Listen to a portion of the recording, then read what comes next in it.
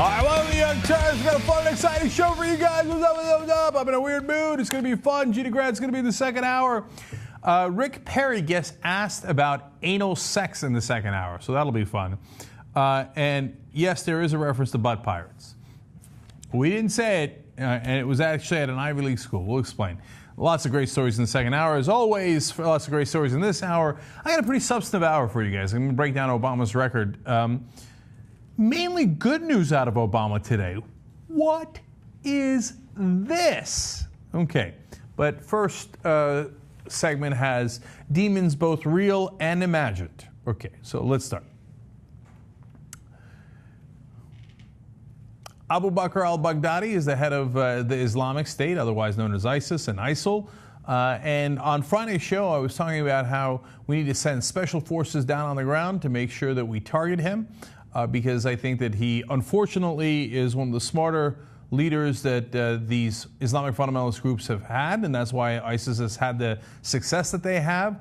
And I said that the bombing from the sky, as we're doing now, is sometimes effective, but oftentimes ineffective, and it winds up killing civilians, creating more enemies, and it's not the right way to get al-Baghdadi. And of course, over the weekend, there was a bombing that seems to have gotten al-Baghdadi. Oops. So you know me, I love to take credit when credit is due to me. Okay, one of my favorite phrases is, to be fair to me. Now, to be unfair to me, turns out, well, sometimes drones can do the job. Now, he's not dead, or we don't at least know whether he's dead yet. The drone strike did take out a lot of people. Tens of people went to the hospital in that area, Al-Qaim in western Iraqi border town. But Al Arabiya News is reporting that al-Baghdadi has been, quote, critically wounded. So that is very, very important. Now, when these types of groups in Iraq that led different insurrections against whether it was the Iraqi government or our troops back in the day, have been led a lot of times by clownish figures, and they were not a very big threat in that sense. Of course, the country of Iraq was a mess because of the sectarian conflict and the ongoing violence there. But I was not overly concerned that they were going to have permanent effect given the leadership that they had. I am concerned about that in regards to the Islamic State. But if they lose al-Baghdadi, well, that will be a heavy blow to their movement. There'll probably be a fight internally to see who replaces him. And I would be shocked if whoever replaced him would be as good in a leadership role. And that would be very good for us and for the world. Now, again, we don't know if he's been killed. If he has, I've got to say that that's good news. Him and his Rolex can, go see if there really are those virgins up in the sky. I say Rolex because we did a story about it. The one time we got a picture of him was when he was doing a sermon, and he's got a $10,000 watch on his. And what happened? I thought you didn't care. You're a cleric who cares only about Allah. What do you need a Rolex for? To be fair, don't know exactly what brand of watch it was, but it was a very fancy watch. Anyway, on the other hand, if he survives, I don't know what happens next. I'm sure he'll take more precautions and he'll be slightly angrier. Well, look, that's the risk we got to take. Even if you sent special forces, that's the risk we would have taken. So mainly the point of this story is it appears I was wrong, and we might have gotten him. And if we did, that would be terrific news, and it would be through drones. And so you've got to be fair and honest and call it as it is. Okay. Now, also to be fair to drones, later in the show, drone porn. That's real. That's happening. We'll tell you all about it. Okay, that's in the second hour. All right, let's go on to Bush. Let me tell you what the context of this is, okay? George W. Bush is out with a new book called 41. That's a reference to his father, George H.W. Bush. And of course, he talks about the Bush legacy.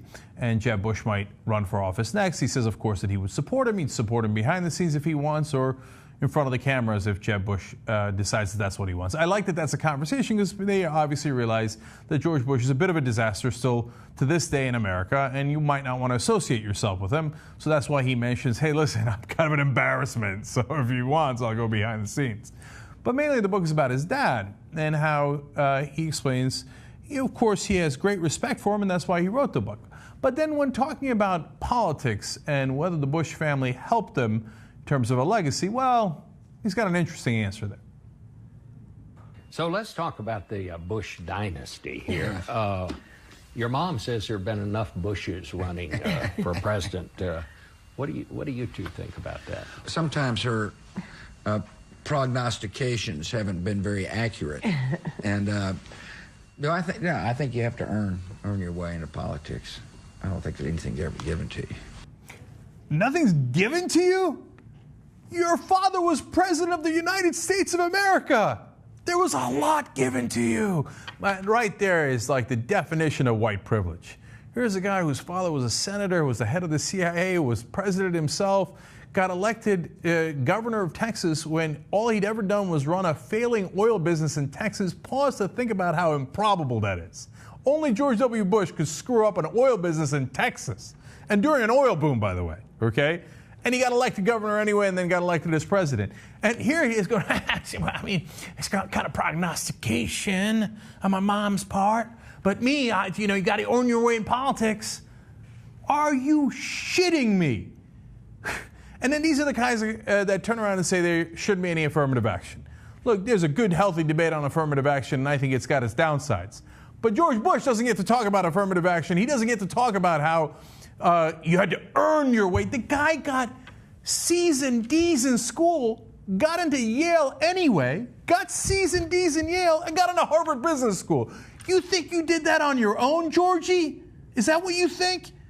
Your whole life was given to you because of your name, your status, and your privilege, and the guy still doesn't get it. White privilege in a nutshell. Okay, now, he's not done yet.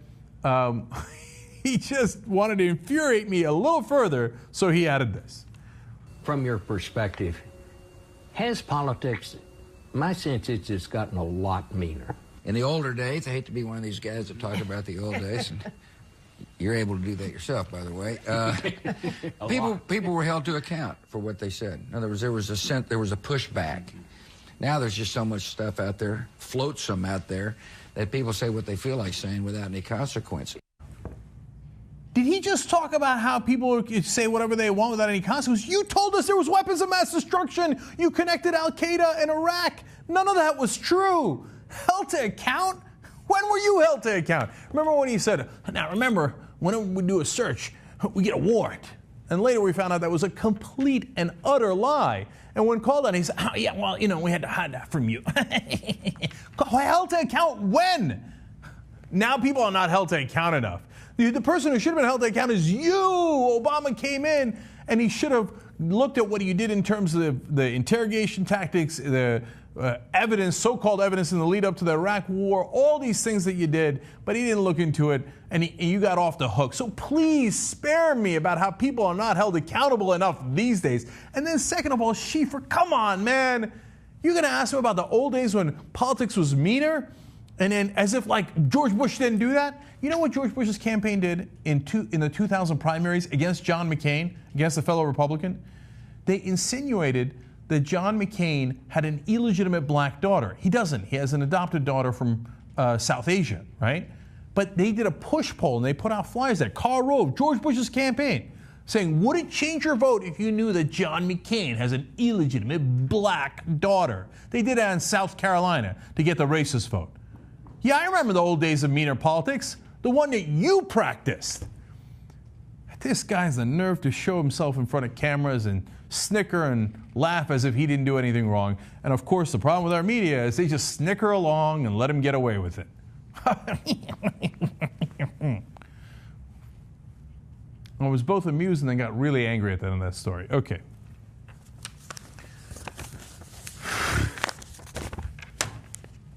All right, now let's get lighter. Talk about demons.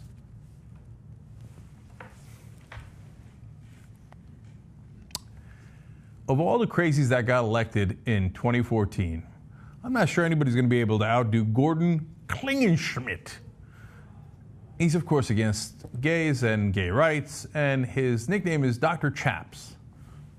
Am I the only one that continues to be amused by what appears to be the gayest nickname in the world? Okay, anyway, so Mr. Klingenschmidt was elected to the Colorado State House. Okay, so I'm going to tell you how much he won by in a little bit, but first let me tell you a little bit about him. We've talked about him a little bit in the past, but now I've got video of him doing an exorcism of President Obama. Now, why would he have to do that? I'll show you that in a second. Because he wrote a book called The Demons of Barack H. Obama, How the Gift of Discerning of Spirits Reveals Unseen Forces Influencing American Politics. This was not something that he said in passing. He wrote a whole book about the demons of Barack Obama, and not symbolic demons, real demons possessing our president. Wait till you see how much he won by. All right, here's a description of the book in Amazon. This book examines the policies and actions of Barack H. Obama to compare the moral indicators of his political behavior to biblical standards of ethical morality to help us discern what spirits are actually manifesting inside the soul of the 44th President of the United States. Okay, this would normally be considered cuckoo for Cocoa Puffs, but he's now considered a representative of the good people of Colorado. All right, more description from Amazon, because I love this. The Demons of Barack H. Obama is a nonfiction book explaining a practical, I love practical, biblical Christian theology concerning the spiritual gift of discerning of spirits, which is generally described in the Bible as the supernatural ability God gives to some people to see otherwise invisible, non-human spirits, including the Holy Spirit of God, angels, and importantly, demons. So if God has chosen Herr Klingenschmidt to be his one person who can discern the invisible non-human spirits that reside within us, it is a bit of a curious choice. More about the book. By objectively observing the moral fruit, character, and manifestations of human actors, we can see how God or the devil uses people to build our moral or immoral kingdoms in our midst, particularly in the field of American politics. No, he's not talking about himself. Once again, talking about President Obama. However, by objectively observing, I love the insistence on being objective, how a politician's policies and laws may ultimately promote sin and immorality among the people, we can discern that politician actually manifesting demons to destroy a nation. Now, you might at this point think, like, this seems a little crazy, right? I mean, this guy thinks he could see invisible non-humans residing inside the president, and they happen to be demons, and they're out to destroy the nation. Wait, now don't make fun yet, until you find out that according to Right Wing Watch, Klingenschmidt, a former Navy chaplain, gave an interview in 2011 about how he once conducted an exorcism on a young woman that cured her of being a lesbian. Yeah, see, you were skeptical, but there it is. He's already cured a lesbian. So you might want to rethink your ideas there. Now, speaking of his views on the homosexual community, well, he has quite a bit to say on Don't Ask, Don't Tell. That's the military policy. For that, let's go to his show. And yes, he's got a show. Thanks God for that. Let's watch. Pre-retired military chaplains are now speaking out on behalf of other chaplains who are still on active duty that are unable to preach openly against sin. Pentecostal chaplain John Kaufman came out and said this: marriage is the combat multiplier, in that it gives married troops hope and a reason to fight well, defending one's country, of which marriage and families are the foundation. But homosexuality is a combat divider, dividing one's reason to live while taking breaks on the combat field to change diapers, all because the treacherous sin causes them to lose control of their bowels. Forgive me for the graphic image there, but there are physical and biological consequences of that kind of conduct. And he's just pointing that out. He's just pointing it out. I mean, obviously gay people have to change diapers later. Someone actually bothered to ask him about this, and he could not come up with any references to scientific literature that shows that gay people, or really anybody, because of sodomy, had to change diapers in a battlefield or anywhere else in the world. Partly because he ironically pulled that out of his ass. Now, back to President Obama. He says President Barack Obama is possessed by, quote, demonic spirits of, now let's be specific here, death, paganism, and homosexual lust. Of course, of course.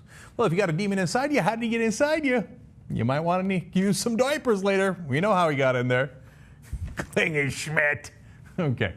Now, you finally, of course, want to see the exorcism here. It's, I wish he got a little bit more heated up on this, but Klingenschmidt's show here, which is called Pray in Jesus' Name, it's not very animated. He's going to need to work on his delivery here. He starts out what sounds like normal, we're talking about spying, then it takes a satanic twist, and then we do the exorcism. I want to discern the spirits here, and there is a spirit of hiding, a spirit of secrecy that is really just law-breaking and it's lawlessness. And they're doing all this secretly behind the scenes, and they'll send out a public statement, oh, we don't have a domestic spying program. But they voted to fund a domestic spying program. They're just calling it something else, and we're exposing that as really it's got its roots in a satanic, evil spirit of violation, of tyranny, ultimately. Because here's what Jesus warned in Luke chapter 12. They're not going to keep their secrets from us. We're going to expose them as soon as we see them. There is nothing covered up that will not be revealed, nothing hidden that will not be known. What you've said in the dark, Mr. Obama, will be heard in the light. What you've whispered in secret rooms, we're going to proclaim that on housetops. Let's pray. Father in heaven, we pray against the domestic enemies of the Constitution, against this demon of tyranny who is using the White House occupant. That demonic spirit is oppressing us. Father, we command it to leave. We pray that you will help the president repent of this violation, of his defense now of violating our Fourth Amendment rights. That was kind of lackluster at the end there. There was no spinning head, no projectile vomit. I mean, you're trying to get demons out of the president. Put some oomph into it. Just pray in the name of Jesus. Hopefully the demons exit through whichever thing they came into, blah, blah, blah, blah, blah. That's not going to get the job done. This guy doesn't know how to fight Satan. What he does know is how to fight Democrats. Now, you want to know how much he won by? Klingenschmitt bested his opponent, Democratic Louis Fornander, by nearly 40 points. The Democrats didn't just lose to this lunatic. They got crushed by him. Wow. So don't question his powers. I mean, this guy sees invisible things that are not there. So be careful. Now, we make fun of him, but you want to know the scariest thing? In 2012, public policy polling asked Americans, and 57% of Americans believe it's possible for people to become possessed by demons. So Klingenschmitt is, I mean, he is what he is, and everybody can see it, and everybody that has 2 bits of sense can see that he's full of Klingenschmitt. But that's not the scary part. The scary part is how easily he won and how a majority of Americans believe it is possible to be possessed by demons. And if it's possible, could the president be possessed by demons? Sure he could. Could a guy on a cable talk show, public access show, whatever he's on, cast those demons out? Once you're in crazy land, I don't know what the rules are. So I guess so. And apparently the good people of Colorado agreed. Well, now that he's in office, I hope at least now he can do one effective thing, is cast out all the demons in Washington.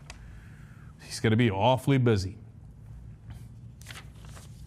He's got to trim the hair, too. You notice that? It's ironic because he almost looks like he's got horns.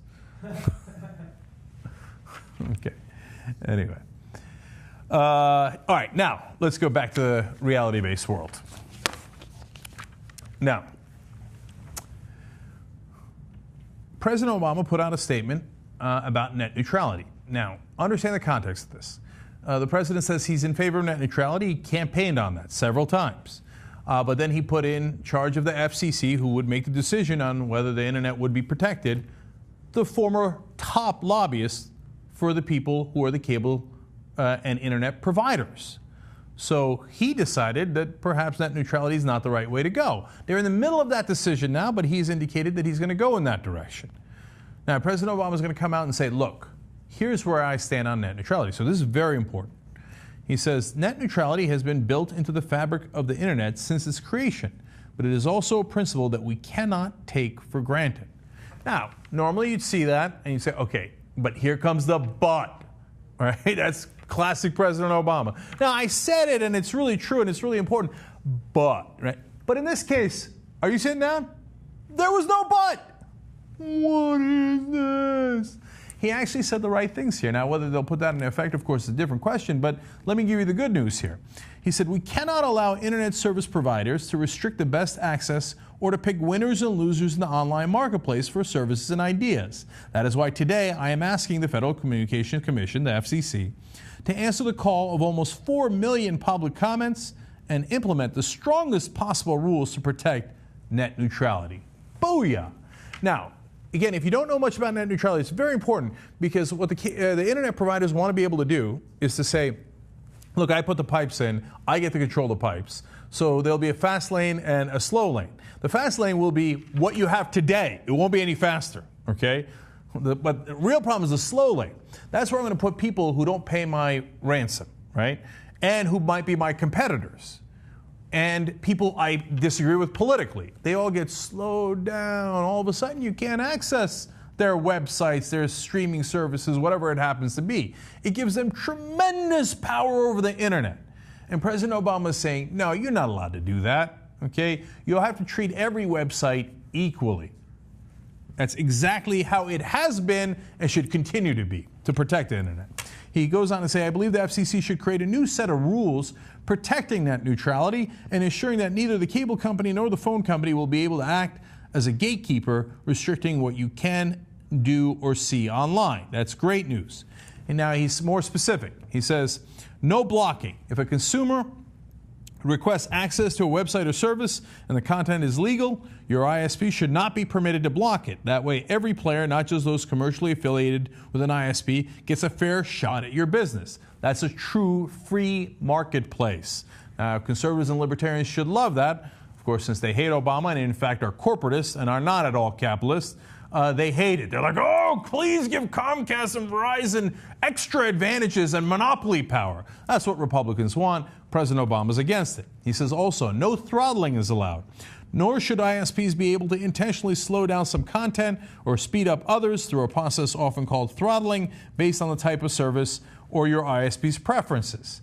Then he says we need to have increased transparency. The connection between consumers and ISPs, the so-called last mile, is not the only place some sites might get special treatment. So I'm asking the FCC to make full use of the transparency authorities the court recently upheld, and if necessary, to apply net neutrality rules to points of interconnection between the ISP and the rest of the internet. So you can see how detailed these rules are, and every part of these rules makes a ton of sense and is very valuable. One last rule, no paid prioritization. Simply put, no service should be stuck in a slow lane because it does not pay a fee. That kind of gatekeeping would undermine the level playing field essential to the internet's growth. So every one of these rules is protecting the internet as we have it now, okay? There's no interference. All the websites get treated the same. That's great, right? That's why a lot of us love the internet. It has not been taken over by the corporate media that gets to be the gatekeepers. Now, of course, the corporate media hates that, and they want to take it over, so they've been pressing the Obama administration. That's how they partly got to be, their top lobbyist is the head of the FCC. Now, President Obama, if he really cared about these things, maybe shouldn't have picked that guy. So that's an obvious mistake. We'll have to see, based on his actions, whether this is a cover for that mistake or he's actually trying to fix that mistake. Okay. So he goes on to explain one other thing that's very important. He says, so as I have before, I'm asking for an explicit ban on paid prioritization and any other restriction that has a similar effect. For almost a century, our law has recognized that companies who connect you to the world have special obligations not to exploit the monopoly they enjoy over access in and out of your home or business. I believe the FCC should reclassify consumer broadband service under Title II of the Telecommunications Act. Now, that's also very important because it makes those providers, the ISPs, a public utility. So, for example, a phone company is a public utility, so they can't say, hey, if you're with us at AT&T and somebody that has Verizon as a service calls you, we won't allow that call to go through. No. This is a very important public service that you're doing, and you have to be fair and equal in treatment of everyone else using that service. So he's saying the same rules should apply to the internet providers. That is important because then it doesn't leave any wiggle room. That's the way you can regulate it and absolutely get net neutrality. And the Supreme Court has already said that you can get net neutrality that way. All right. Now, of course, nonetheless, some progressives will be skeptical, and you have to see if he's a man of his word. Now, if his FCC chairman then turns around and goes, yeah, that's like your opinion, man, and ignores it and kills net neutrality, then all this talk will have been for nothing. And in fact, it'll have been even worse. It will be to cover his ass. And in fact, at one point he does say The FCC is an independent agency, and ultimately this decision is theirs alone, which is a little disconcerting. Now, it's true, but of course, he can hire and fire the head of the FCC. So he appears to be giving a clear directive here. If the head of the FCC listens to him, they make it a public utility and protect net neutrality, then terrific. The work of the activists and others, which I'll get to in a second, made a huge difference. And President Obama did the right thing. If it turns out the head of the FCC kills net neutrality anyway, and Obama goes, oh, golly gee willikers, what could I do?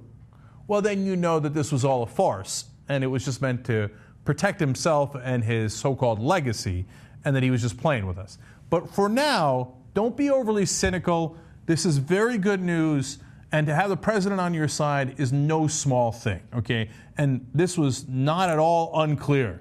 What he said was crystal clear. And it's an obvious message to the FCC to do the right thing. Now, finally, understand that this message, clear message from the president, didn't come until one other factor came into play. We already had the 4 million people that had sent in letters to the FCC demanding net neutrality. What changed recently was some of the huge internet companies like Google, using their mighty power, Facebook, came in and said, after being on the sidelines for a long time, Google came in and said, yeah, we're in favor of net neutrality. We oppose what the ISPs are doing. So once they came in with their ton of corporate cash that also flows into politics, then all of a sudden, President Obama remembered his principles and policy position on this. But I'll take the win any way I can get it. And in fact, you should thank those giant internet companies for fighting back against the internet provider companies, which are totally different, and at least balancing the playing field here. And you know how American politics is. If you don't have some huge corporation on your side also bribing the politicians, you stand almost no chance. So thank God, in this case, the internet corporate cavalry came into our defense, which then leads partly to President Obama coming to our defense. And let's hope that it all works to get the job done at the end, which is to protect net neutrality. That decision has not been made yet, so stay tuned. Okay. Now, one more thing on net neutrality. Okay. So today, President Obama says he's going to protect net neutrality. That's what he's telling in a very clear letter to the FCC. Of course, people who are Republicans and libertarians should be in favor of this because they pretend to be conservatives or libertarians that are in favor of the free marketplace. Net neutrality protects the free marketplace. It doesn't allow for monopoly power for internet providers to be able to pick and choose which websites work and which ones don't, which ones are incredibly slow, which ones are fast, right? It allows for openness so that everyone can compete.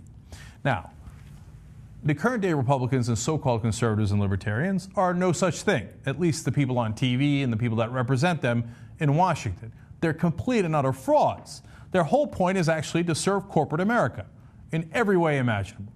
So now we go to Andrew Napolitano. He's on Fox News. He's on Stuart Varney's show here. And look at this heap of crap that he's going to unload here. This guy claims to be a libertarian. Watch this. President Obama has just come out with a strong statement in support of what's called net neutrality. He wants a level playing field, one speed for all, one price for oil, for all, I should say. And the cable companies, they wanted to charge more for faster internet speeds. They're taking a hit as a result. Look at this. You've got Comcast, Time Warner, Cablevision, and Liberty Media, all of them down. The president wants to regulate cable the way he's regulating the internet. No, he wants to regulate the internet the way he's regulating cable. Surprise. Yeah, surprise, surprise. You know, for them to call it net neutrality is Orwellian at its height because it is not neutral. It is not neutral. He basically wants to take the choice of buyers and sellers out of the marketplace. And down go the cable companies. The cable companies must be protected at all costs. At least Stuart Varney accidentally is being somewhat honest there. Like, oh my God, my beloved cable companies, their stock prices are a little down. We have to protect them. We have to protect them. Who cares about the American public and their right to know? Get out of marketplace. No, I don't want a free marketplace. I want these guys' stock prices to go up. That's all I care about. Now, Napolitano saying net neutrality is Orwellian, that it's not neutral.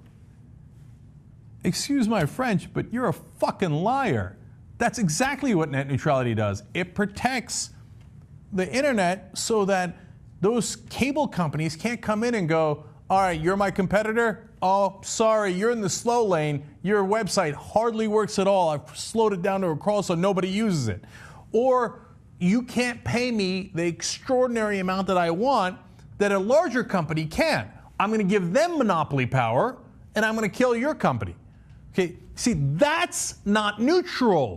That's what the cable companies would be allowed to do if you killed net neutrality. What net neutrality does is protect the internet we have right now. It doesn't change the rules. All it does is say there are no slow lanes, fast lanes. Everybody gets treated the same. It's not equality of results. They don't come in and say, okay, you started a website, you're now going to be as big as Google or Facebook. Of course it doesn't do that. What it says is you're allowed to compete with them, and you have a fair marketplace that allows you to compete. The current internet as we have it now. These guys are corporatists through and through, so they hate that. They despise competition. They despise the free marketplace. They want their corporate benefactors to rule us all. That's what Napolitano is about. He's a total fraud. He doesn't know a thing about libertarianism. All right, now speaking of frauds, we go to Senator Ted Cruz, who often has trappings of a libertarian as well. And he says, net neutrality is Obamacare for the internet. Oh, that's so clever. What the fuck does that even mean? Okay. Oh, I hate Obamacare. Yes, you should hate net neutrality. The internet should not operate at the speed of government. Once again, that makes no sense whatsoever. What net neutrality does is protect the speed of the internet right now for all websites. It does not allow the cable providers to slow down some websites. It protects us from that. So, but instead, funny enough, Ted Cruz does an Orwellian trick where he says, oh no, if we have net neutrality, the whole internet will slow down to the speed of government. Again, what the fuck does that mean? The speed of government. What is that? That's a made up thing. There is no such thing as the speed of government on the internet. He's trying to trick you into thinking, oh, no, you really want to support the cable companies so they can, by the way, also charge you a lot more money because then they got you by the balls. Well, do you want a fast internet or don't you want a fast internet? I mean, I could slow down all the websites you'd like to go to. And Cruz, not a principled bone in his body. He's like, oh, the corporate masters, yes! How can I get all my idiot Republican followers to hate net neutrality, which would actually protect them, right? Oh, I'll call it Obamacare of the internet. Prick. Okay. Now, hey, listen. You say, oh, Cenk, you're a progressive. You're on the opposite side of these guys. How do I know to trust you? Well, okay, don't trust me. Let's go to Tim Berners-Lee. He would only be the inventor of the World Wide Web. What does he say? Democracy involves people being informed, being able to communicate, being able to hold each other accountable. And all that absolutely depends on the neutral internet. I'm not sure that you're going to get a better source for protecting the World Wide Web than its inventor. Don't ever make the mistake of believing that these frauds in Washington and New York, the guys who are protecting the establishment, are here to help you, protect you, serve you as a conservative or as a libertarian. They have no interest in that. Their whole point of existence and why they get paid and why they were put in that position of power in the first place is to try to trick you into serving the same corporate masters that they have. Now, those corporate masters have paid for wonderful mansions for all these guys, and this is how they pay them back. Young Turks. That was a segment from hour one of the show. Now for the better hour, the second hour. Drums. You can get the whole show on TYTnetwork.com.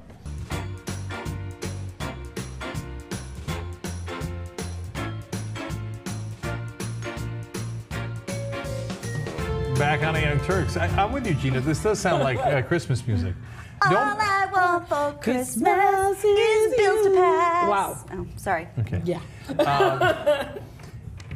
Don't make me start listening to Christmas songs before Thanksgiving. Thank you. Because I will do it. Thank you. I will do it. I was even thinking about putting on I have a Pandora Christmas music channel. You're one of those. I swear I thought about it this weekend. I'm not even playing around with you guys. When do you usually make the flip?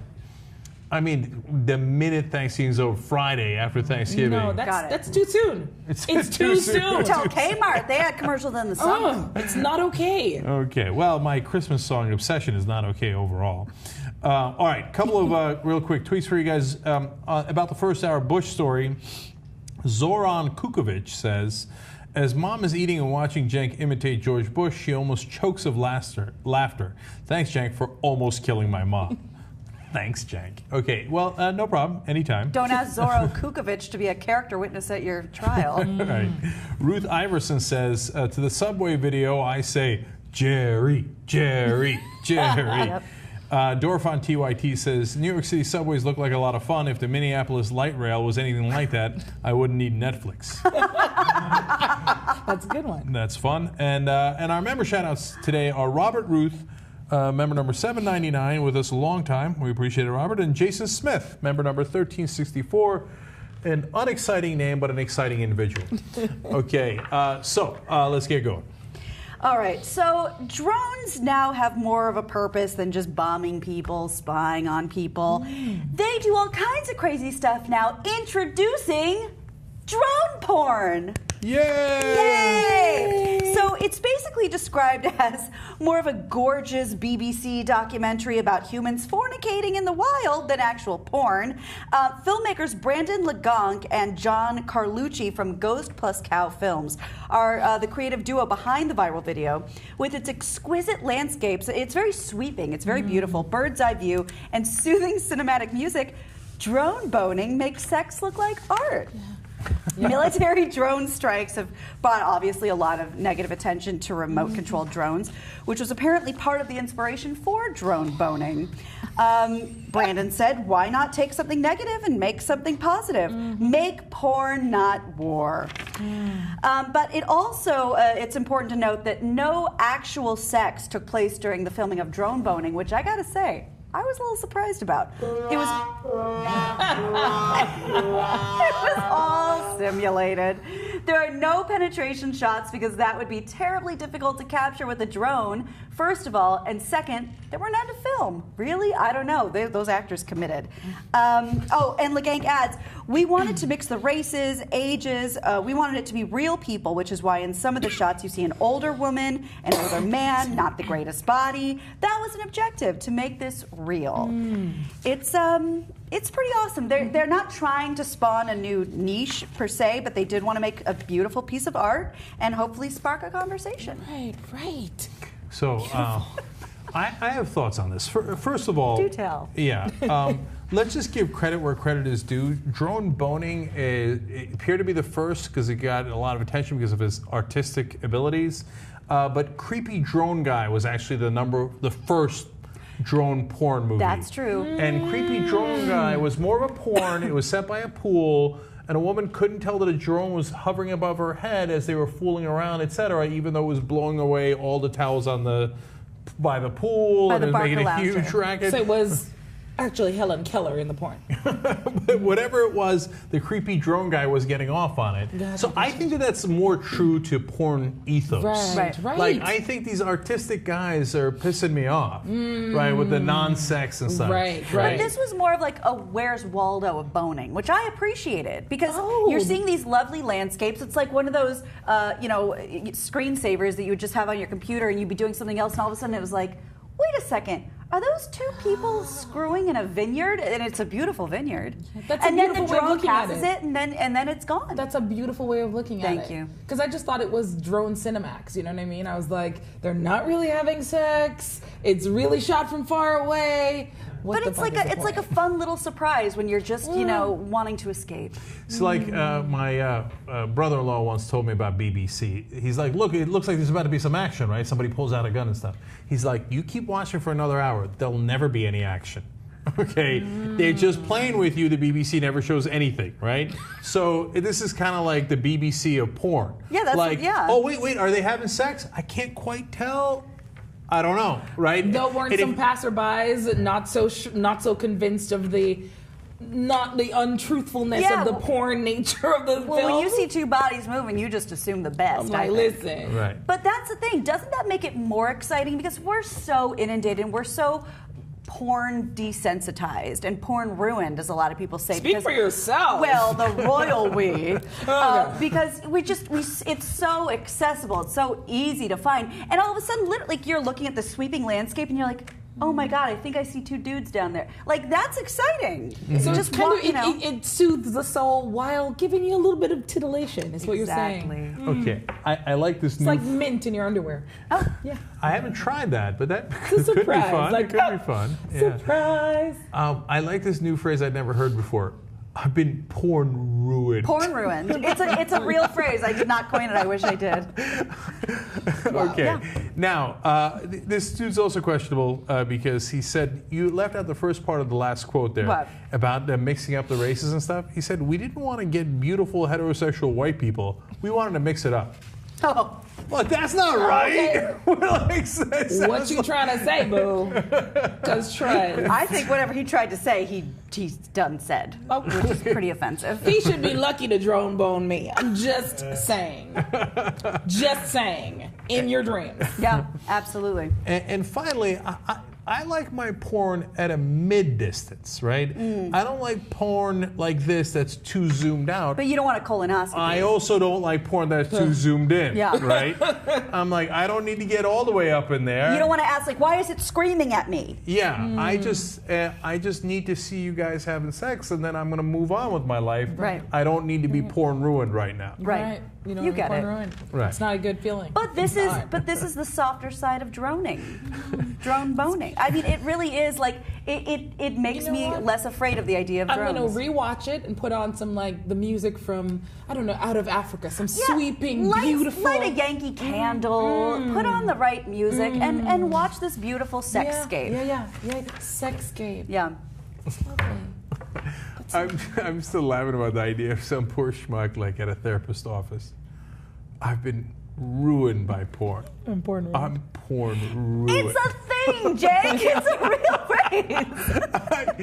phrase. You know, if I met that guy, I'd be like, it's gonna be all right, big guy. Shake it off. There's always tomorrow. You regroup, So hit him again. What I'm hearing for you is there is not enough porn on the internet to porn ruin you. No. Not enough porn has been made to porn ruin me. God bless you. God bless you and everything you stand for. Even when you can't stand.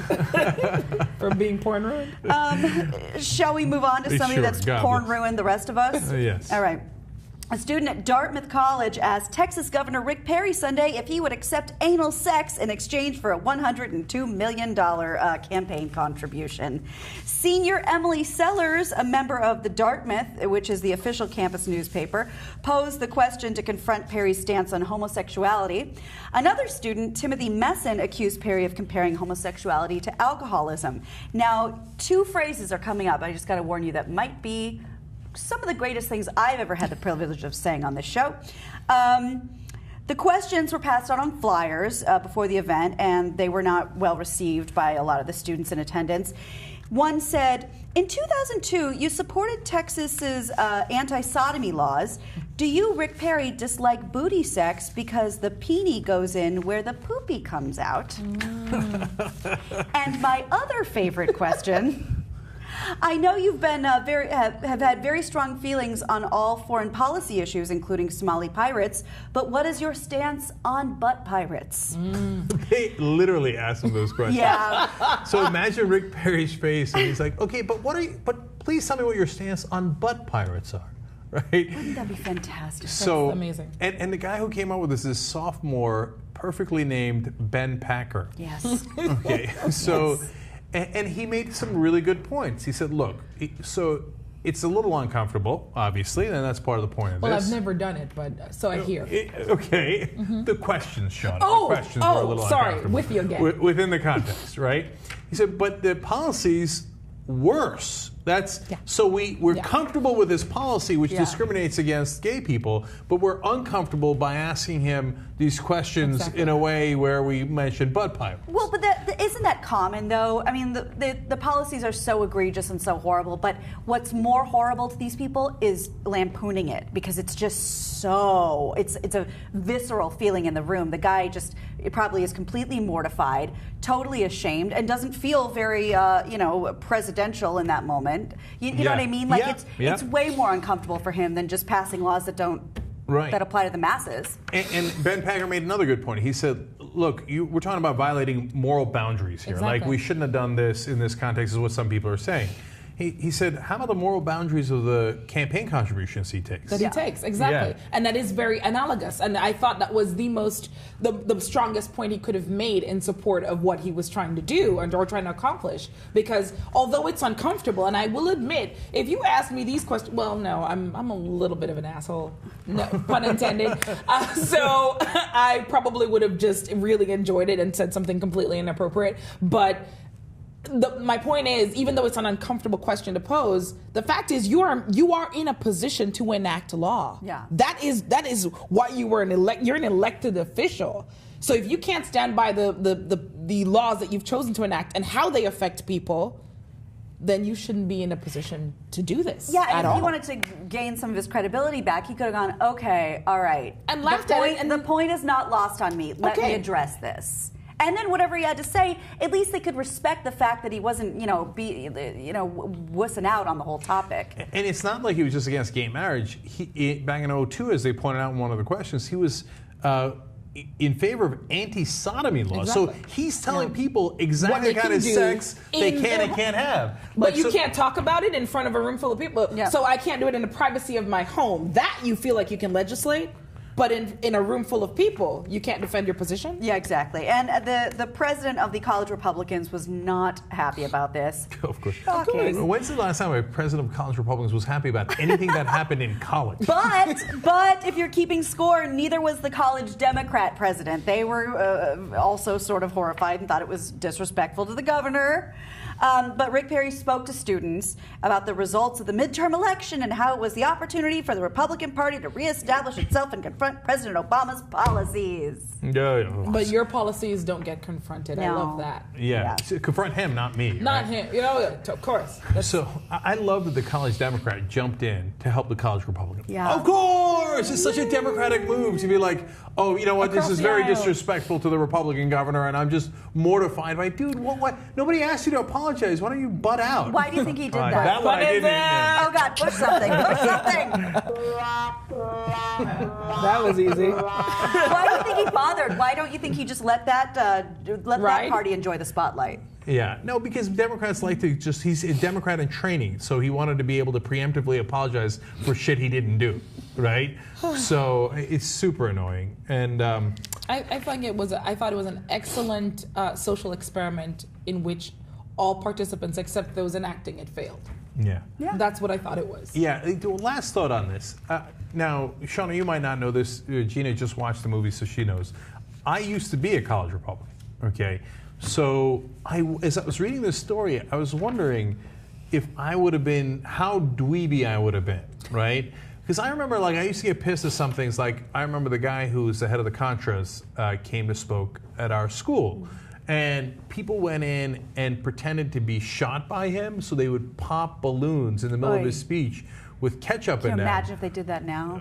I know, right? Now they'd be in Guantanamo. But so and the ketchup would splatter all over them and other people's next to them, and then they booed him and booed him and booed him until he couldn't speak and he had to leave. Wow. Okay, so I hated that, and I still hate that today, right? I wonder if as they were asking the butt questions of Rick Perry, I would have been like, but come on, dude, that's kind of funny, right? Or if I would have been like, I do declare that it's very wrong. And super anal about it? And disrespectful of the governor to ask him about butt sex. Well, I think I can, let me help you out. If it's cleverly worded, I think it's okay. So first question, Second question, we know how you feel about Somali pirates. How do you feel about butt pirates? That's awesome. Yeah, if you don't laugh at that, you're a bit of an asshole. Yeah. Pun intended. Oh. And I, too, was a college Republican. Really? I'm still fiscally very conservative, but still. Okay. Yeah, so am I. It just turns out Republicans aren't. Right? That's fascinating. 2 out of 3 college Republicans on the panel on the Young Turks. Who would have expected that? And Jesus, you are a college Republican, too, right?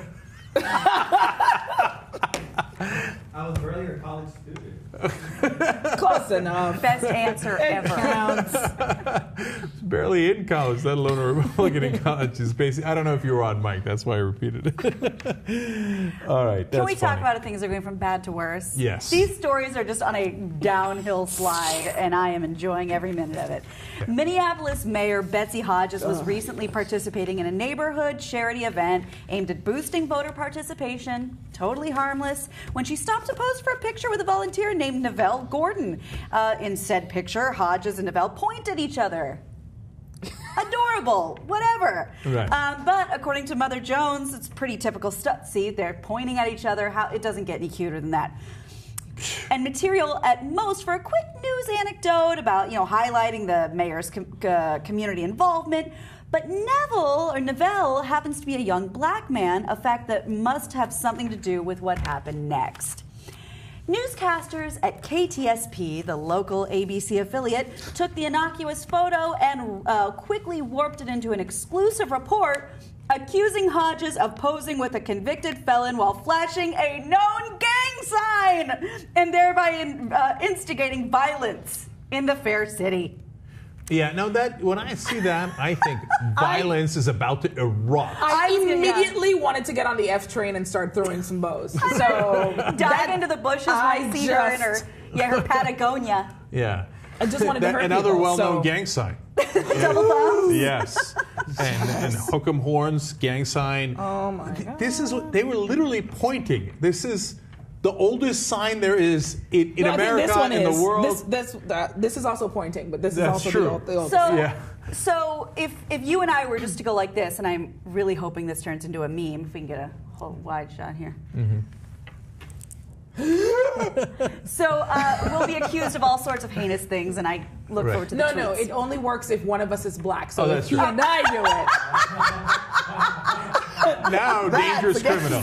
Gang sign. So it gets worse. It gets worse. A retired police officer said she's putting cops at risk. My God. The fact that they're flashing gang signs at each other, showing solidarity with the gangs, she's legitimizing what they're doing. She's legitimizing these people who are killing our children, in Minneapolis. Said legitimizing killing our children. Okay. Yeah. All right, now we tell you the I things. thought children should die after I saw that. I was like, there are not enough dead children. Where are the more dead children? In Minneapolis, there's just not enough of them. Not enough. Okay, well, just hold, because it's going to happen after violence erupts after that picture. So here's the part where we tell you that, of course, he's not in a gang, and this turns out not to be a gang sign. Okay, it turns out. I know, shocking, right? No. And this doesn't actually magically become a gang sign the minute you do it with a black person. Okay. Are you sure? Let's check again. Point. Let's check one more time. Yeah, I'm still not. No children died in Minneapolis in the making of this video. Okay. Yeah, you might want to get those checked. They didn't work. Yeah, they're broken, I think. So it turns out that it was the cops. They have a beef with the mayor, and they leaked it to KSTP. And it's because she was trying to straighten out the police because there had been some cases of overzealous action by the cops, and she wanted to rein them in.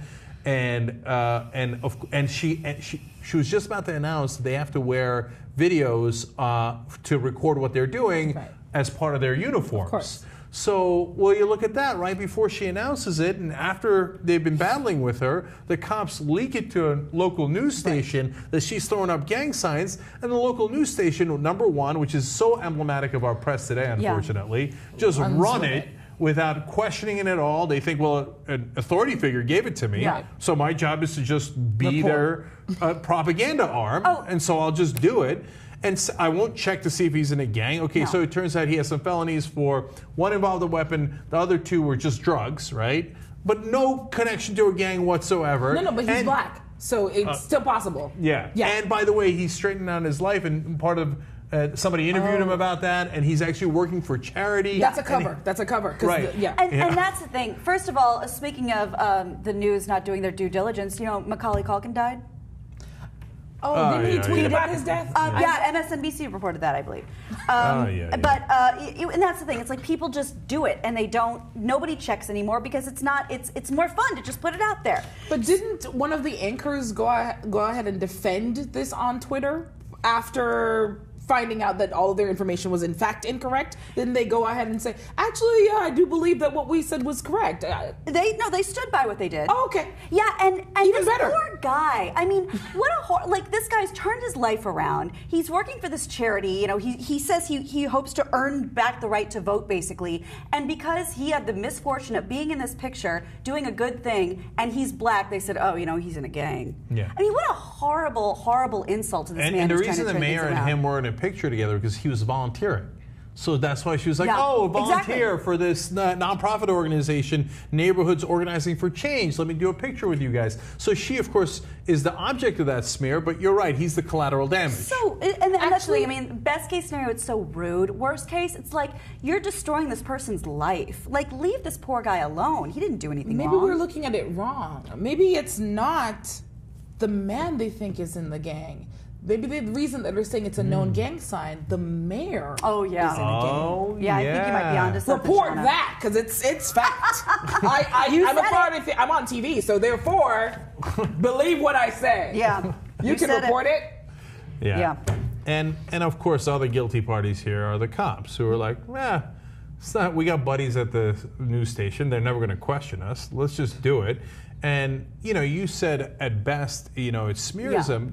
At worst, it's totally racist. Yeah. You know, It is and, horrible. you know, It is. and so it smears everybody along with it. Yeah. Right. So if now, by the way, you think politicians aren't going to be a little afraid to take pictures with black people, right? No, because every time not every time, And but a then that lot of becomes a times new this has story. happened before. Yeah. And then that becomes the news story that why in a group of, you're at the 75 the NAACP and you only take You find pictures of the yeah. two white people because you know that Right. becomes the news story. So it's unfortunate that people like this with their own agenda have now added fuel to something that is a sad fact of this country, that there is still so much racism and weighted, you know, the way that people view each other just simply based on the color of their skin. And the thing I'm most offended by is it started another gate.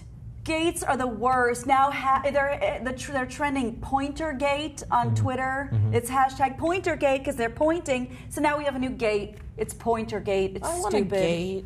Shauna Gate. Shauna Gate. We got to do something. Yeah, do something horrible. Yeah. But we just did this, remember? That's true. Can we call this So, Shauna Gate? please? Well, you know, I don't know if you guys know this. There's no reason you would know it. Over the weekend, there was an article written by me about me by a conservative website. Okay, and they accused me of being a child because I was at Anna's brother's wedding and I tweeted out pictures from there and saying that I was wasted, right? And we were having a great time. I said, great Armenian food, vodka, we're wasted, and only one place I'd rather be. That's Jimmy Dore's show, because it was happening the same night, and I wanted to give him some publicity, very right? Well, and the conservative website helped with that publicity by putting that tweet on and being like, look at this irresponsible liberal talking about how he's drunk in public. Drunkgate. And then they started talking about, like, By the way, it's Anna's brother. Oh, God. Like, this On his is- wedding day. How Yeah. lovely. Yeah. And by the way, it's a private event. Well, you weren't drunk in public, just FYI. Oh, that's true. They misspoke. Yeah. And Didn't But do their they're due not gonna, diligence. they're not responsible for that. And it's okay because conservatives have never been drunk. Like they're way too moral for that, right? Everybody gets crazy. Yeah. No. It was, by the way, it was a fucking great time. I should tell you guys about it in the post game. Oh, please do. Yeah, I'm gonna keep it real because. Oh, okay, good. Anna tweeted some videos, and they looked pretty awesome. Dude, when they started Armenian dancing, I got to tell you about it. All right, for the members, we're gonna do a live post game.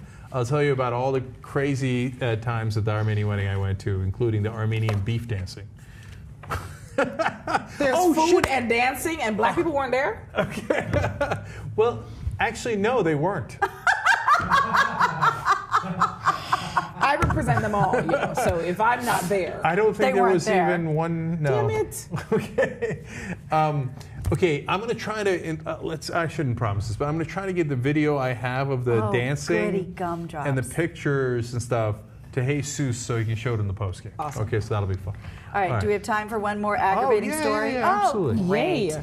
So apparently there are seminars now to help police officers sort of streamline the process of when they seize property from criminals, but they're not taking the advice quite like you think they should.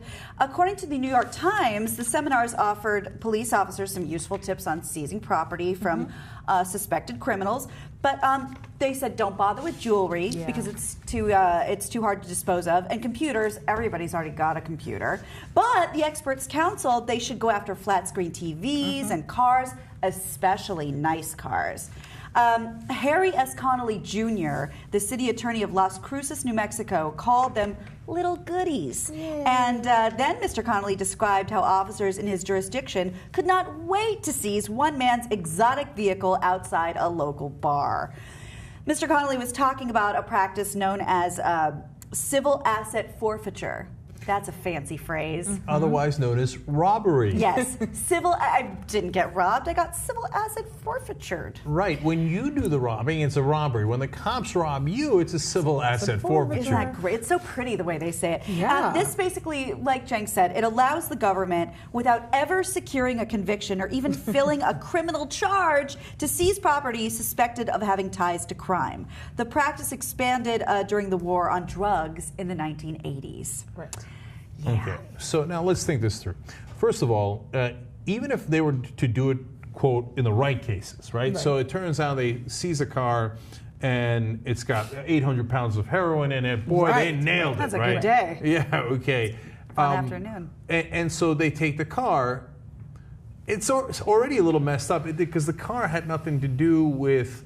Like you're supposed to punish the guy. You put him in jail for having the heroin, for dealing it. But taking his car, like, what if the heroin's in his house and you take the house? But wait, is it even fair to the other people who live in the house, other people who drove that car? Okay, so even in the best case scenario, this law is not really fair. It's you should punish him for the crime and have nothing to do with the actual car, the house, etc. But in the worst case scenario, what does it lead to? It leads to, that's a nice looking car. Let's go see if there's any pot in it. Maybe we'll get lucky and there'll be pot in it. Maybe we won't get lucky. There'll be no pot in it, but we'll suspect it of having pot. We don't need a conviction. We'll just take the car anyway. Asset forfeiture. Exactly. Right. But I've never understood that, actually. I mean, ever since when I was a little kid and there was, like, these auctions, police auctions, I would say, but they're not their cars. Well, they took their cars, but okay, I still don't get it. They're not their cars. I don't understand how this is happening. So why is it? Why is it happening? Why is it allowed? I'm not in the least bit saying that this is right or the abuse of this is right, but in theory, I do understand why this law was enacted. Oh, please explain this. So, I mean, I got excited. I get excited easily. It's really sad. So to my way of thinking, it was created before people were thought of as just terrible human beings who just exploit laws to their own benefit, as a way to ensure that that person was so heavily penalized that they were less likely to and be in less of a position to be able to recoup and then come back and do the same thing. So, for example, because it does mention that you don't need a conviction. Well, especially in the 70s and 80s, my father was a police officer for 42 years.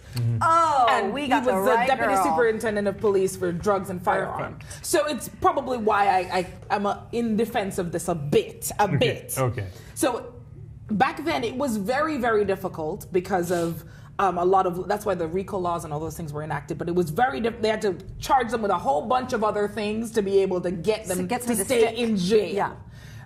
These people had huge assets at their availability. And as such, they would hire the best lawyers and find ways to buy off whoever it is and eventually just get off with this crime.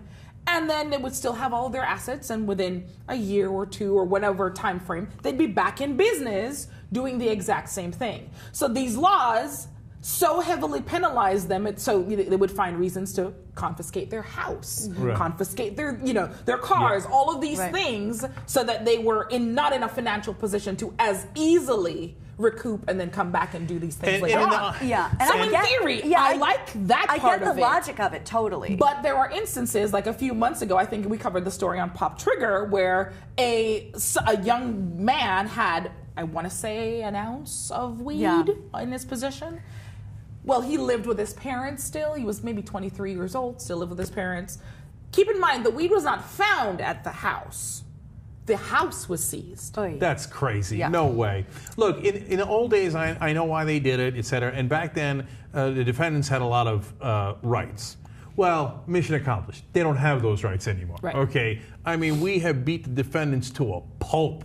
Now the cops have all the rights. And I know back in the day, like Miami Vice and all, they wanted to seize the guy's yacht because it was so hard to convict him. They wanted to at least say, ha, we got your yacht. Right. Yeah. Right? I got it, right? We don't live in that day anymore. Now we seize everything. Nobody's got any goddamn rights. We live in a police state.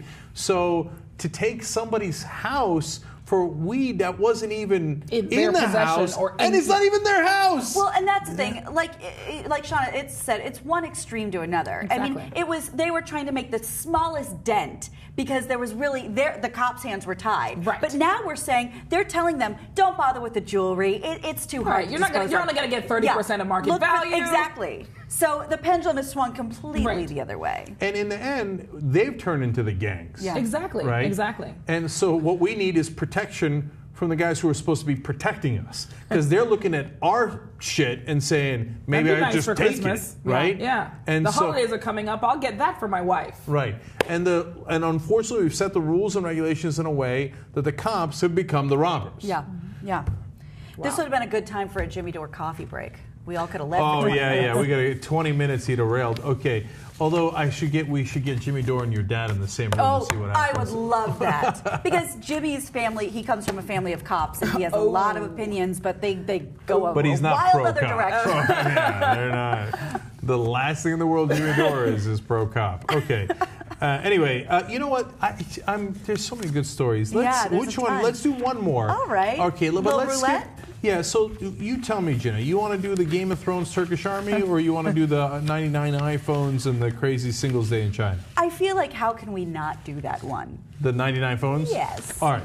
God bless. Let's do it. If for no other reason than I really want to quote Daniel Bean from Weibo.com for this opening line of a news story. He got 99 iPhones, but getting hitched ain't done. Okay, so they have a holiday in China called Singles Day. It's basically the anti-Valentine's Day. It's on November 11th, pretty much here. And one gentleman did not want to spend another Singles Day single. So what he decided to do to woo his lady was purchase 99 iPhone 6s. In case you're wondering how much that costs when you're not part of an asset forfeiture or whatever, that's $82,000 worth of iPhones. So he met her in a public place, looks like a mall, set up the iPhones in boxes, so it was a big heart. What could possibly go wrong? How romantic is $82,000 worth of iPhones? Oh, get the button ready, because she said no. Gotta burn. Now, that stings. There's a little something I can say that's sad, but it also kind of might take the sting out of this. According to a recent survey, 1 in 5 men would actually rather have an iPhone than a girlfriend. Now, to be fair, an iPhone 6 rather than a girlfriend. I mean, Okay, sorry. I'm not going to turn down a girlfriend for the ratty iPhone 4. Well, you'd be alone, because that number was even up from last year's survey with the iPhone 5S, which was pretty sweet, where 1 in 8 said they would forego the soft touch of a woman for a new touch ID-equipped Apple phone. I wonder if they asked it that way, like, because the soft touch of a woman is pretty hard to turn down. Although Sounds really good. Unless you're homosexual, so did they account for that as well? Oh, And I that's a don't good mean point. to be, I'm not trying to hate, but maybe, some of these guys are more used to the touch of an iPhone than the touch of a woman. Oh, damn. I don't know. Hashtag real talk. I'm just. I mean, real talk. Okay, But on the so other hand, women can be a pain in the ass, so sometimes the phone is easier. Now everybody gets With a the say. updates, sometimes the phone can be a pain in the ass too. I'm just saying. yeah, that's true too. Choose wisely. Siri's a real bitch. Okay, so let's review all the fails of this story. Okay.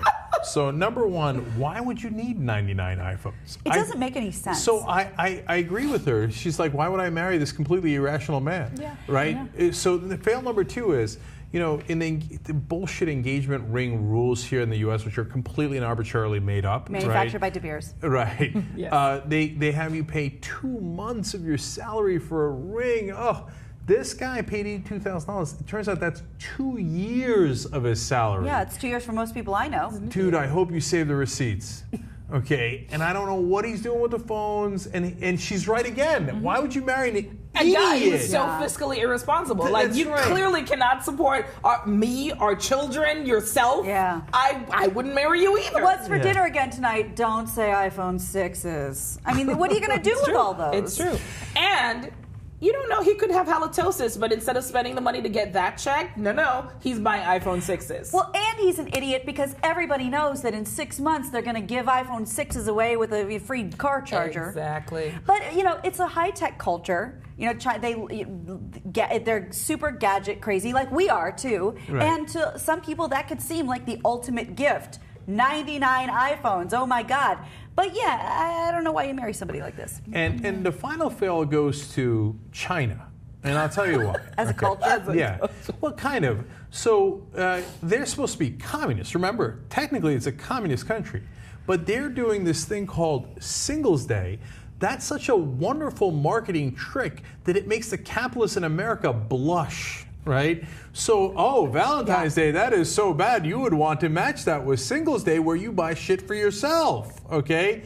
There was over $5 billion in sales in just one website, Alibaba in China, last Singles Day. Now they think it's going to be $8 billion in sales this year.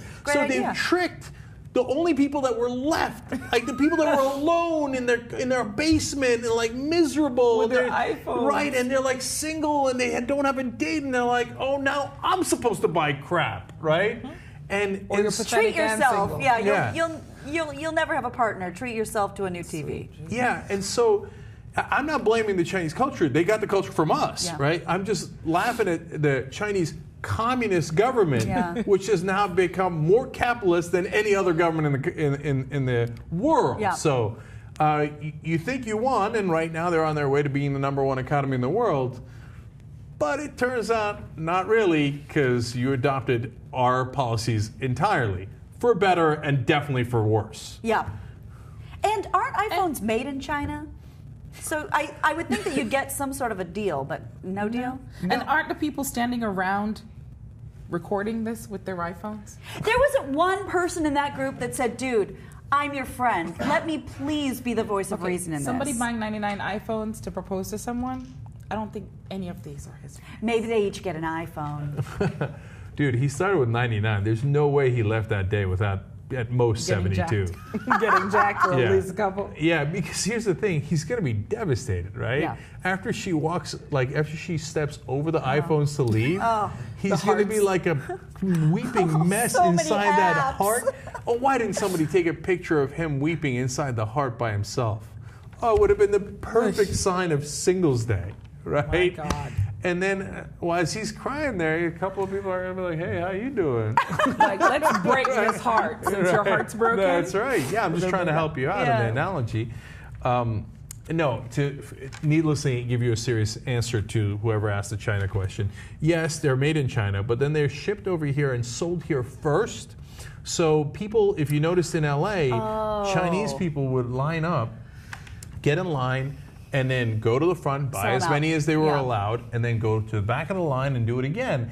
And then they would go and hand it over to another person. Those are being shipped back to China at like double the price. That's just bad business. Okay, you know why? Because there's a shitload of rich people in China now, and they have to have their iPhone 6 on the first day. Right. Oh, that's it. Okay. Okay. So they're willing to pay more than a pretty penny for that. That's exactly right. And they're starting out. It's similar to Jamaican free zones because they used to make like jeans, the Levi and all those top whatever brands were made in Jamaica, and then they're shipped over here. And when they're in Jamaica, they're 3 times what it would cost to buy the jeans here. So. Yeah, it's crazy. I can't believe I made the whole show with you talking about Jamaica without mentioning that I'm Mr. Jamaica.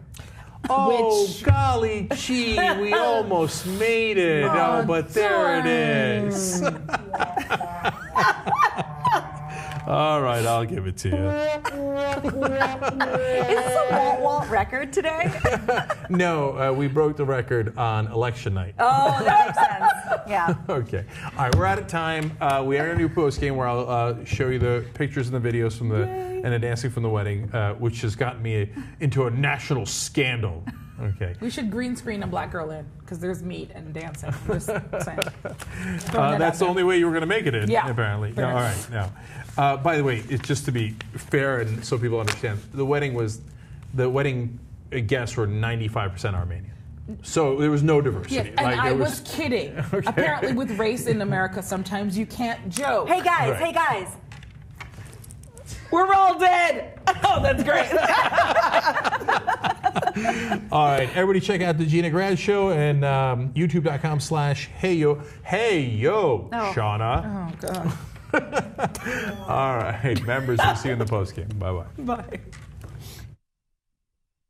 You liked that, didn't you? All right, if you want the whole show, you like it even more, go to tytnetwork.com. Go under member options, and you can get the whole show anytime you like.